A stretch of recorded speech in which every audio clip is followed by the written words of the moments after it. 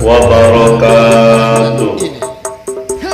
Sahabat muslim dimanapun berada, marilah kita mencoba membahas 3 jalan yang dilewati oleh klan Ba'alani menyusup ke dalam sendi-sendi NU, yang akhirnya NU sangat lemah di dalam menghadapi kebenaran dari tesis Kiai Haji Imaduddin Utsman Al-Bantani. Jalan manakah yang ditempuh oleh habaib untuk menuju sendi-sendi NU dan akhirnya lumpuh? Yang pertama yaitu pembelokan sejarah. Pembelokan sejarah diawali dari Bayai Khalil Bangkalan, bahwasanya seakan-akan Bayai Khalil Bangkalan itu setara dengan Habib Hasyim bin Yahya di dalam kehebatannya, karena ada framing yang bisa mendirikan Jam'iyah Nahdlatul Ulama itu 2 orang. Yang pertama Kiai Haji Khalil atau Syekhona Khalil Bangkalan, yang kedua yaitu Habib Hasyim bin Yahya. Akhirnya dawuh kalian Kiai Hasyim Asy'ari, kue balio iki alamate sing bisa ngadeg NU cuma wong loro, siji Habib Hasyim bin Umar bin Yahya Pekalongan, loro panjenengane Ki Ahmad Khalil Bangkalan. Ini bentuk framing jahat yang menyetarakan Habib Hasyim dengan Mbah Yai Khalil Bangkalan di dalam menentukan berdirinya Jam'iyah Nahdlatul Ulama. Yang kedua, ada framing atau doktrin atas restu 5 habaib NU ini berdiri. Mbah Hasyim meresmikan NU ini atas restu 5 habaib. Ini framing yang dilakukan oleh klan Ba'alani terhadap pembelokan sejarah NU, sebagaimana termaktub di dalam buku Cahaya dari Nusantara. Buku Cahaya dari Nusantara ini yang berisi pembelokan sejarah NU yang tidak sebenarnya. Bahkan konon katanya buku Cahaya dari Nusantara ini menjadi materi PDPKPNU di suatu tempat. Kemarin itu menurut saya ini perlu saya sampaikan kepada warga NU, ada yang mengatakan bahwa berdirinya NU itu atas restu 5 orang habaib. Ada yang mengatakan demikian. Kalau ditanglepi, jawaban kalau sederhana. Selama ini sejarah yang saya baca, berdirinya NU itu pertama atas restunya Syekhona Khalil diwasilati Kiai As'ad Syamsul Arifin dengan memberikan tasbih, tongkat dan sebagainya itu, dan itu pelaku Kiai As'ad ini pelakunya yang mendapatkan amanah untuk menyampaikan tongkat dan sebagainya kepada Mbah Hasyim itu bercerita. Ada lagi framing yang mengatakan bahwa Syekhona Khalil Bangkalan ini berguru kepada seorang habib tanpa ada bukti sejarah. Ini bentuk doktrin yang mana terbentuknya NU itu seakan-akan ada campur tangan seorang habaib. Semacam itu framingnya. Habib Abdullah ini adalah guru daripada Syekhona Khalil Bangkalan. Ini adalah mukadimah dari komunikasi yang dilampirkan oleh NU di anggaran dasar. Adakah kisah seperti yang disampaikan oleh Habib di dalam ceramahnya tadi? Saya tidak menemukan bahwa ada yang lebih hebat dari Bayai Khalil dari kalangan habaib atas berdirinya NU. Dan juga guru Kiai Haji Hasyim Asy'ari ini adalah seorang habib. Tanpa terkonfirmasi di dalam bentuk sejarah yang benar, maka semacam ini perlu dari orang-orang NU menyelidiki kebenarannya, sehingga masyarakat tidak berkesan atau tidak terkesan bahwa berdirinya NU itu ada campur tangan lain di belakangnya, yaitu campur tangan dari Klan Ba'alwi Habaib Indonesia. Sahabat muslim dimanapun berada, jalan yang kedua yang ditempuh oleh Klan Ba'alwi Habaib Indonesia untuk menyusup ke dalam NU dan akhirnya NU lemah, yaitu lewat struktural kepengurusan. Siapa sajakah Habib Yaman yang bercokol di PBNU dan menguasai PBNU? Pertama ada Lutfi bin Yahya, si pemalsu sejarah bangsa. Terus juga yang kedua ada Zain bin Umar bin Smith yang sudah wafat tahun 2022, Abdul Rahman Assegaf. Terus juga ada Lutfi bin Ahmad Alatos, Jakarta. Syekh Abdul Qadir Assegaf yang tukang sholawatan yang mengatakan bahwa Habib Rizik adalah gurunya NU. Terus juga ada Ahmad Al-Habsi, Pasuruan. Terus ada Muhsin Al-Idrus. Terus juga ada Muhammad Ilal Aidit, Jakarta. Terus ada Abdul Qadir bin Ba'agil. Nah, semua para Habib Yaman ini mempunyai tempat masing-masing di PBNU dan menguasai PBNU, mempengaruhi semua ketua-ketua PBNU, merubah sejarah PBNU, memberi kebijakan-kebijakan penting di PBNU. Padahal mereka sejatinya adalah berbeda dengan PBNU, karena faktanya para Habib Yaman ini punya organisasi sendiri, yaitu Robitoh Alawiyah. Di PBNU itu ada 9 habaib yang menjadi anggota pengurus PBNU. Jelas ini akan melemahkan ketua umum untuk mengambil suatu kebijakan terkait tesis Ki Haji Imaduddin Usman Al-Bantani, pasti itu. Dan keberadaan 9 habaib ini tentu melemahkan kinerja atau sikap dari PBNU terhadap tesis Kiai Haji Imaduddin Usman yang memang benar apa adanya. Setidaknya memberikan jawaban yang real, tapi ini tidak dilakukan, bahkan cenderung dari PBNU ada yang membela, yaitu Klan Ba'alwi secara terang-terangan. Padahal mereka membela tidak sesuai dengan tesis Ki Haji Imaduddin. Kalau pembelaan PBNU terhadap Klan Ba'alwi sesuai tesis Ki Haji Imaduddin Usman Al-Bantani, itu ya luar biasa, hebat, bagus. Tapi pembelaan ini adalah acak-acakan, sehingga terkesan pembelaan sepihak tanpa memberikan pertimbangan atau jawaban yang mumpuni terhadap tesis Ki Haji Imaduddin Usman Al-Bantani.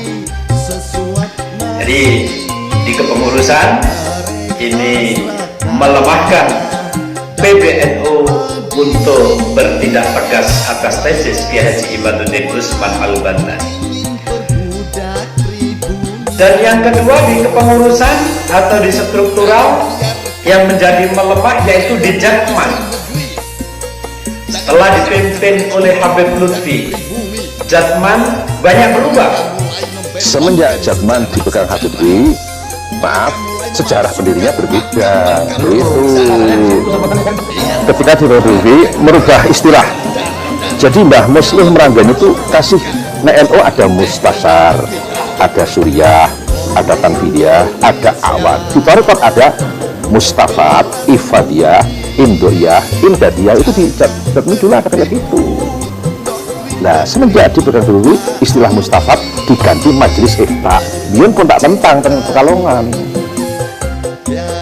Bagaimana Kiai Khawani menerangkan beberapa istilah ini berubah-ubah, bahkan sejarahnya berubah, dilubah oleh Habib Lutfi bin Yahya setelah beliau memimpin Jatman. Artinya masuknya Habib Lutfi atau habaib ke dalam tubuh Jatman ini untuk mengobrak-abrik kepengurusan Jatman, atau mengobrak-abrik atau merampas stabilitas Jatman ke dalam tangan atau ke dalam cengkraman habaib Indonesia. Namun dari sesepuh Nahdlatul Ulama, dari kiai-kiai Nusantara, jujur tidak berkutik menghadapi Habib Lutfi bin Yahya, satu pun ini tidak ada, kecuali Kiai Haji Imaduddin Usman Al-Bantan. Sahabat muslim dimanapun berada, membaca dua hal tadi, ada habaib di dalam kepengurusan, itu ketegasan PCNU Wonogiri menyelamatkan diri mereka dari campur tangan habaib dalam kepengurusan, maka ketegasan PCNU Wonogiri ini pantas diberikan acungan jempol sehingga PCNU Wonogiri bisa bersih menjadi PCNU yang sebenarnya dan bisa bertindak tegas dari keburukan-keburukan klan Ba'ali di tubuh NU itu sendiri. Misalnya dari PCNU Wonogiri dengan tegas tidak memakai Rotibul Haddad karena di dalamnya tidak memakai Syekh Abdul Qadir Al-Jilani, sebaliknya memakai Al-Habib Al-Faqih Al-Muqaddam yang konon menurut Ba'ali Habib Al-Faqih Al-Muqaddam jauh lebih hebat dari Syekh Abdul Qadir Al-Jilani. Namun untuk PBNU pusat belum bisa menghindari kekuatan habaib di dalam kepengurusannya. Ini adalah fakta yang terjadi. Nah, jadi tadi yang awal atau yang pertama yang diterobos oleh klan Ba'ali di tubuh NU, yaitu pembelokan sejarah NU, yang kedua struktural kepengurusan NU, dan yang ketiga yaitu doktrin terhadap akidah-akidah di dalam tubuh NU. Apa akidah-akidah yang diterobos oleh klan Ba'ali dari tubuh NU itu? Di antaranya permasalahan kota Tarim dihebat-hebatkan oleh klan Ba'ali di hadapan muhibbin orang-orang Nahdliyin. Umar itu bilang, siapa orang yang ziarah ke Tarim akan merubah apa? Merubah tembaga. Merubah tembaga itu menjadi emas para hadirin, karena pendidikan daripada kota Tarim. Bahkan sampean kalau ke Tarim itu jangan belajar, nggak usah belajar, jaga hati saja Pak. Dikatakan oleh Syekh Abdurrahman As-Segaf, syawari utarim syekhu man la syekhulah. Ya, gang-gang, jalanan-jalanan di kota Tarim itu adalah guru bagi mereka yang tidak punya guru para hadirin. Ya, bahkan dalam kalam salaf dikatakan Habib Alwi bin Syahab itu Ainul Tarim itu beliau tidak pernah keluar sama sekali dari kota Tarim, nggak pernah keluar. Hatta haji dan umrah nggak pernah. Tidak pernah sama sekali beliau.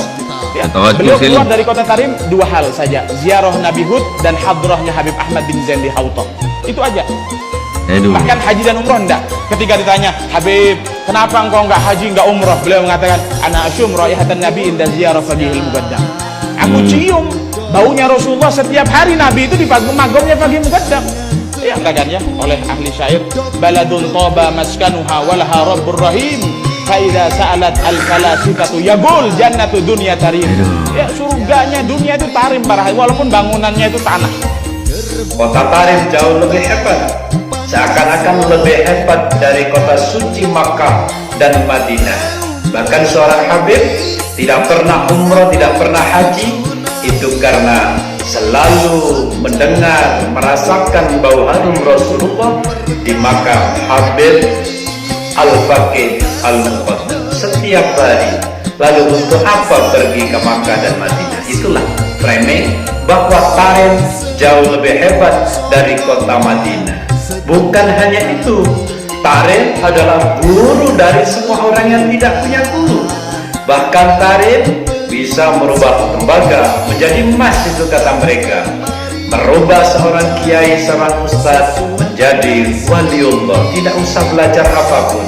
Itulah kehebatan kota Tarim yang ditanamkan terhadap muhibbin atau orang-orang Nahdliyin. Ini adalah framing, pengalihan pola pikir yang menganggap kota suci Makkah dan Madinah itu hebat, lebih hebat dari itu, yaitu kota Tarim menurut pandangan klan Ba'ali. Lalu ada lagi yang diframingkan terkait akidah yaitu imam madhab. Kita punya 4 imam madhab. Madhab Imam Syafi'i yang kita pakai di Indonesia. Tapi klan Ba'alwi mempunyai madhab sendiri atau mempunyai imam madhab sendiri yang jauh lebih hebat dari Imam Syafi'i. Siapa dia? Yaitu Habib Ahmad bin Zaid, yang katanya beliau itu lebih hebat dari Imam Syafi'i.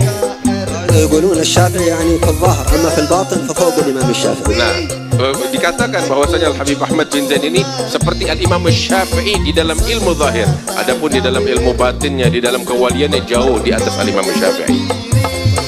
Ini sudah diframingkan derajat secara zahir Habib Ahmad bin Zaid ini sama dengan Imam Syafi'i, tapi secara batin, secara kewalian jauh lebih hebat dari Imam Syafi'i.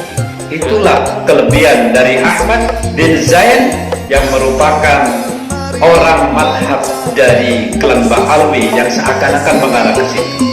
Ada yang lebih hebat dari madhab kita Imam Syafi'i, yaitu Ahmad bin Zaid seorang habib. Dan yang ketiga dari akidah yang diterobos yaitu masalah Sultanul Aulia. Sultanul Aulia kalau di NU itu adalah Syekh Abdul Qadir Al-Jilani radhiyallahu anhu. Tapi di klan Ba'alwi tak pernah sama sekali menyebut itu. Sultanul Aulia dari klan Ba'alwi yaitu Faqih Al-Muqaddam bin Ali Ba'alwi.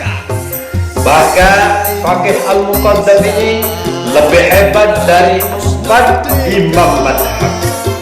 Sampai para ulama menyebutkan balagh darajah mujtahid mutlak. Al-Imam Al-Faqih Al-Muqaddam ini dari keilmuan yang dimilikinya sampai pada derajat mujtahid mutlak.